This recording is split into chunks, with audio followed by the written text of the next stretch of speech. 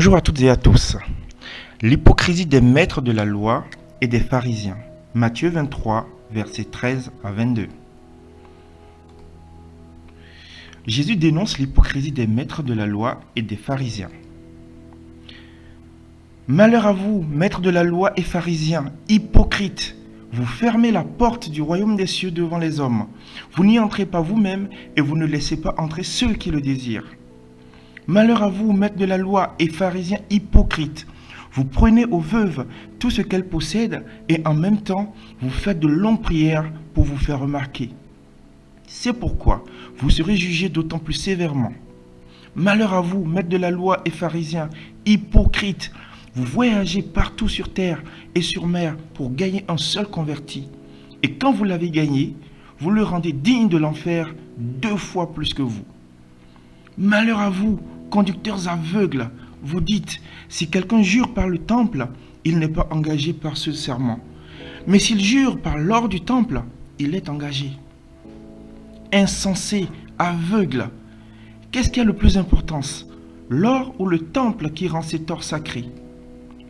Vous dites aussi, si quelqu'un jure par l'autel, il n'est pas engagé par ce serment.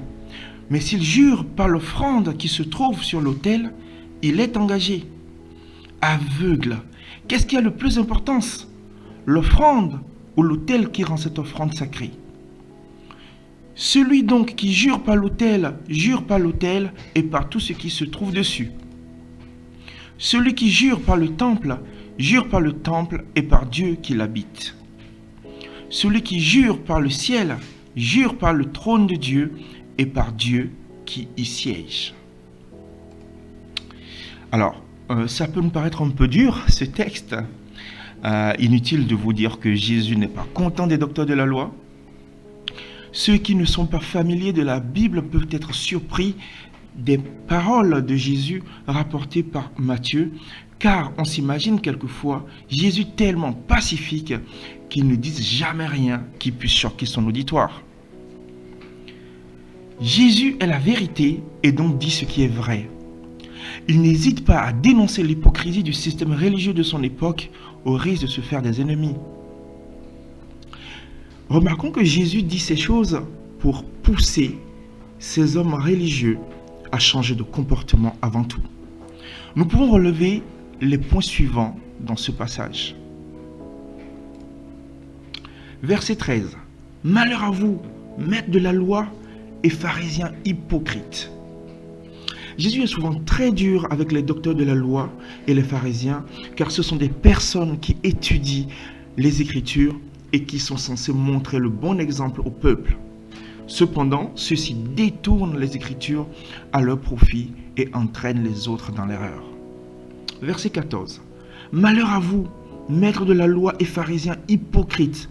Vous prenez aux veuves tout ce qu'elles possèdent et en même temps, vous faites de longues prières pour vous faire remarquer. Ce verset n'apparaît pas dans la plupart des manuscrits originaux. Nous remarquons que dans ce verset, les pharisiens qui profitent de la faiblesse des veuves, donc des plus faibles, seront jugés encore plus sévèrement. Il y a donc plusieurs niveaux de jugement. Il n'est pas nécessaire de faire de longues prières pour que Dieu nous entende. Dieu est sensible à la prière qui vient du cœur. Versets 15 à 22. Malheur à vous, conducteurs aveugles! Jésus rappelle l'essentiel aux pharisiens.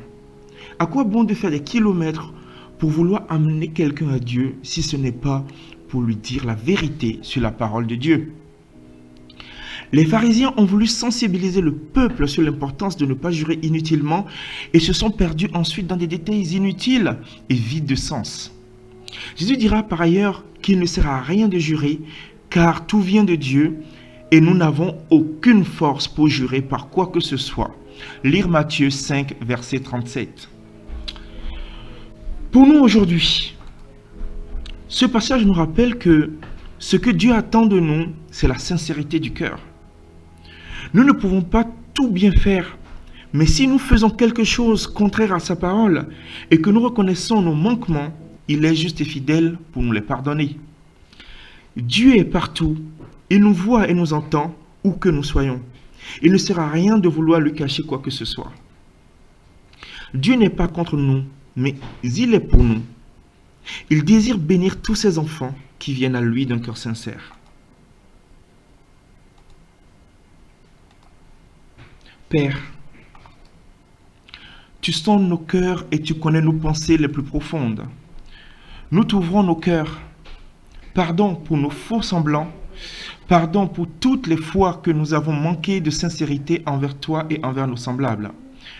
Que ton Esprit Saint nous aide à ne pas être des obstacles pour ceux qui te cherchent. Aide-nous à pouvoir refléter ta présence glorieuse autour de nous. Amen.